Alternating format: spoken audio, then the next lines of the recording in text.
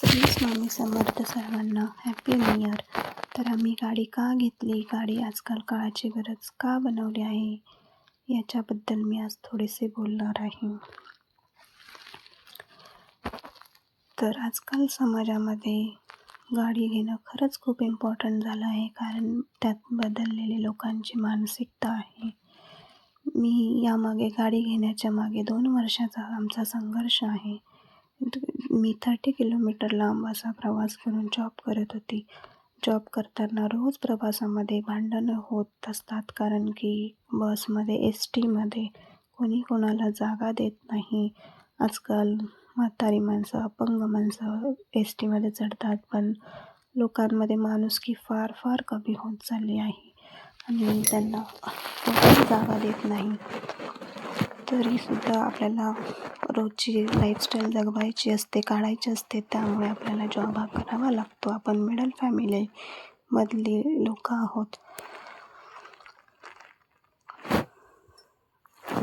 आयुष्यात गाडी हवी हा खरा संघर्ष होतो. तो म्हणजे माझी प्रेग्नेन्सी राहील. नंतर आपण काही लगेचच जॉब रिझाईन करू शकत नाही. तिथेही 6 महिन्याचा कालावधी असतो.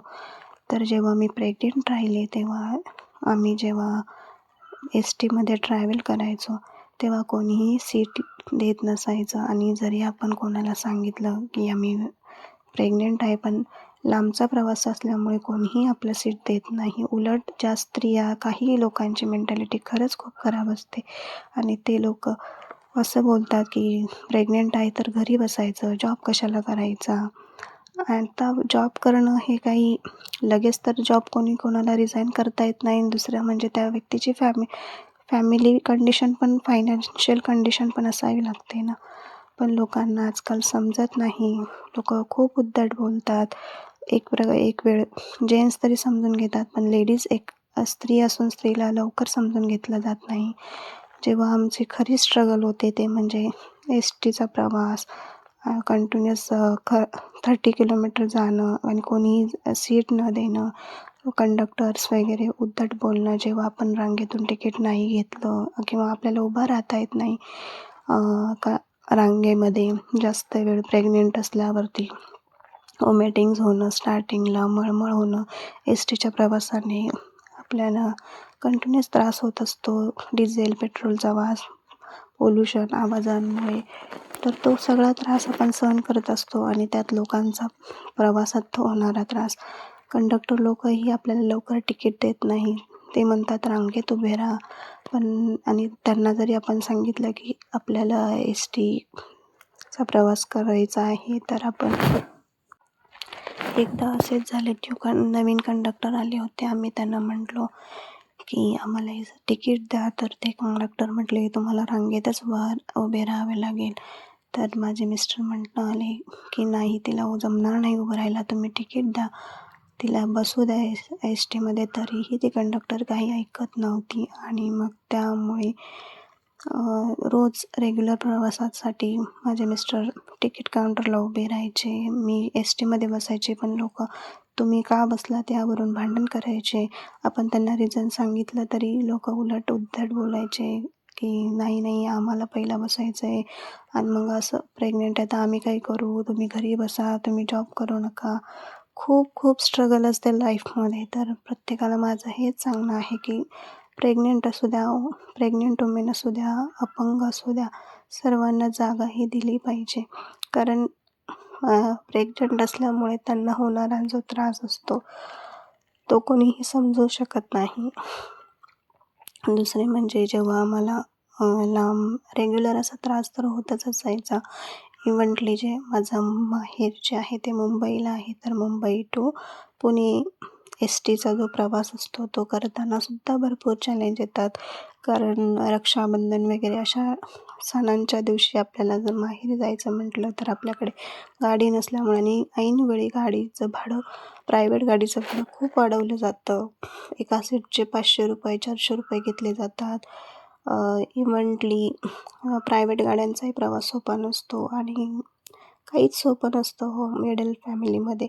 रक्षाबंधन म्हटलं तर मिस्टरांची बहीण येणार, सासऱ्यांची बहीण येणार, मग तर त्यांना 3-4 बहिणी असतात, त्यांना सर्व काही घेणं असतं. मग प्रत्येकींना कपडे घेणं, आजकाल आले तर 1000 रुपयाची साडी येते.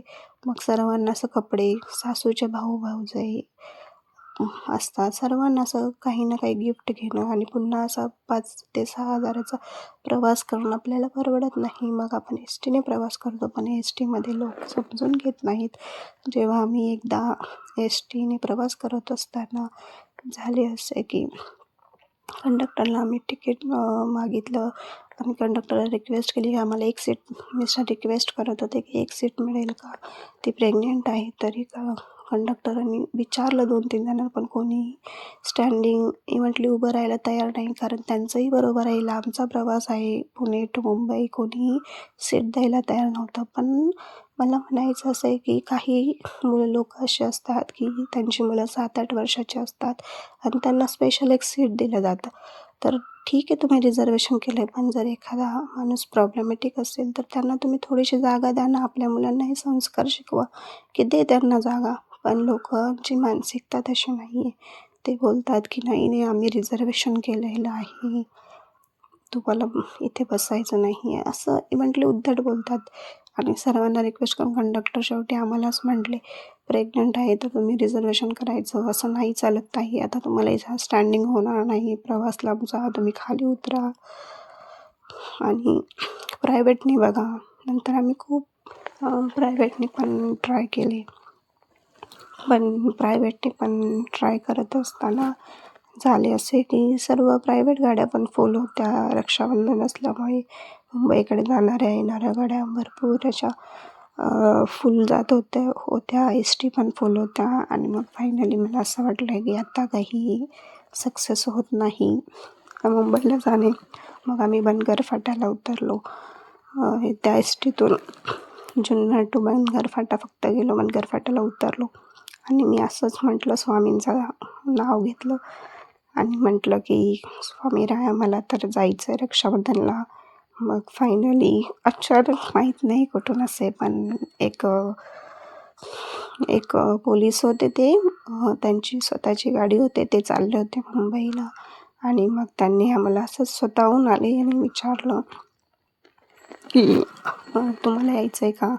तर आम्ही अननोन म्हणून आम्ही म्हटलं किती पैसे घेणार. ते बोलले 400 रुपये पर सीट. मग आमच्या दोघांचे 800 रुपये. तरी आम्ही नको म्हटलो की एवढे नको पैसे घालवायला.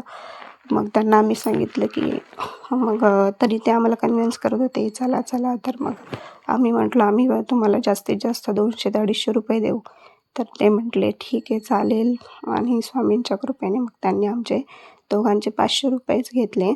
आणि म्हटली इतका सुखकर प्रवास झाला. आम्ही फक्त दोघेच त्या गाडीमध्ये बसून 4 व्हीलरमध्ये कल्याणपर्यंत गेलो. तिथून पुढे पण भरपूर गर्दी असते, गर्दी झालेली असते.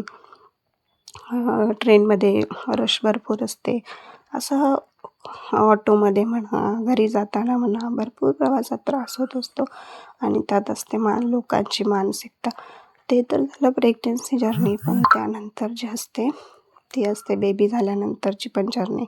बेबी झाल्यानंतर पण लोक बाळाला घेऊन कुठे, आपण तर तसं शक्यतो जातच नाही लहान बेबी झाल्यावरती. पण 6 महिने वगैरे बेबी झाल्यानंतर आपण प्रवास थोडाफार करतोच. आणि कधी कधी इमर्जन्सी असते ना हो, की कोणाची मैत झालेली असते, कोणाचं एकदम सण असतो, काही असतं. अशा इमर्जन्सीच्या वेळेस पण आपल्याला जावंच लागतं ना. आणि अशा वेळी पण प्रवास करताना आम्हाला खूप एक्सपिरियन्स आलेले आहेत की बाळाला घेऊन जरी जर्नी केली ना, तरी ट्रेनमध्ये महिला ज्या असतात त्या बोलतात, म्हणजे शक्यतो जागाच देत नाही. त्यांना असं वाटतं की लहान बाळ आहे तर कशाला यायचं, माहिती आहे ना ट्रेनमध्ये गर्दी असते, प्रायव्हेटने जावं ह्यांनी. कोणीच कोणाला सीट देत नाही. लेडीज डब्यामध्ये जरी चढलं तरी एक लेडीजला लवकर समजून नाही घेतले जात. उलट त्यांना सांगतात की तुम्ही ट्रेनला गर्दी असते तर कशाला येता. त्यानंतर बेबी झाल्यानंतर पण असे प्रॉब्लेम्स असतात की एस टीत लहान बाळ असलं तरी कोणाला लवकर जागा देणार नाही. आणि क्वचितच असं 100%तून 10%च लोक चांगले असतात जे स्वतःहून जागा देतात. आणि बाकी 90% तर लोक कोणाला जागाच देत नाहीत. आणि हा जो प्रवास आहे बाळ झाल्यानंतर तर आणि प्रेग्नेंट राहणं आणि बाळ होणं हे काही एक समस्या नाही आहे की लोकांनी असे टोमणे मारणं किंवा त्या स्त्रीला कमी लेखणं किंवा तिला घरी बस म्हणणं किंवा तिला जॉब नको करू म्हणणं किंवा तिला बाळ घेऊन कुठे फिरू नको म्हणणं. ते त्या प्रेग्नेंट स्त्रीला किंवा त्या बाळ झालेल्या आईलाच माहिती असतं की तिला फिरणं किंवा तिलाही कुठंतरी इच्छा असते. ते 1-1.5 वर्ष 2 वर्ष ती जी स्ट्रगल लाईफ असते तिलाही मेंटली सुख हवं असतं. पण लोकांना खरंच खूप त्रास देत असतात प्रवासामध्ये. कधी तर आपण बाईकने प्रवास करायचो तर प्रवास करताना भरपूर कधी बाईक बंद पडायची. तर कधी आता पावसाळ्याचे दिवस असताना पाऊस तर बाईकवरती लागतोच गाडीवरती चालताना. पण कधी गाडी स्लिप होते. हा सर्व त्रास आपण काढलेला असतो. तर नेहमी मनात यायचं आपण एक 4 व्हीलर घ्यावी किंवा प्रेग्नन्सी काळात माझ्या मिस्टरांना प्रत्येक वेळेस वाटायचं की आपल्याकडे एक 4 व्हीलर असावी, आपल्याकडे एक 4 व्हीलर असावी. कारण जेव्हा एस-टीचा प्रवास करताना ते मला तिकीट काढून द्यायचे तेव्हा लोकं भांडायचे की तिला एस-टीत नका बसवू, तिला बाहेर उभं राहायला सांगा, एस-टीत का गेल्या, इथे लाईन उभी आहे. असा रोजचा प्रवासात तो होणारा मानसिक त्रास, त्यानंतर बाळ झाल्यानंतर पण होणारा त्रास, या सर्व संघर्ष आम्ही स्वतः फेस केलेला आहे.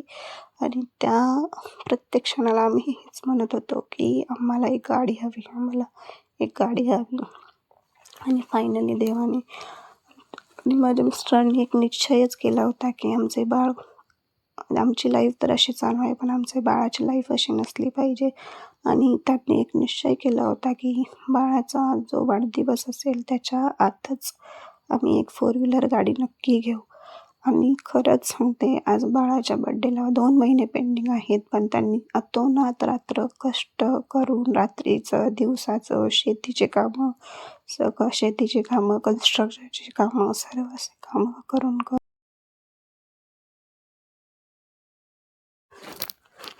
फायनली आमच्या कष्टाला यश मिळाले आहे. आणि आमच्या मुलीच्या वाढदिवसाच्या 2 महिने आधी आमच्याकडे गाडी आलेली आहे. तर आणि काही मुलगी झाल्यावरतीही नावं ठेवतात की वंशाला दिवा पाहिजे. तर त्यांनाही माझं सांगणं आहे मुलगी होणं खरंच भाग्य नाही, सौभाग्य आहे. मुलगी झाल्यावर एक बापाची प्रगती होते. फक्त ऐकलं होतं पण आज खरंच आम्ही अनुभव घेत आहोत आणि खूप सुंदर एक्सपिरियन्स आहे. हे नवीन वर्ष सर्वांना आनंदात जावं, सर्वांकडं गाडी येवो, सर्वांचा प्रवास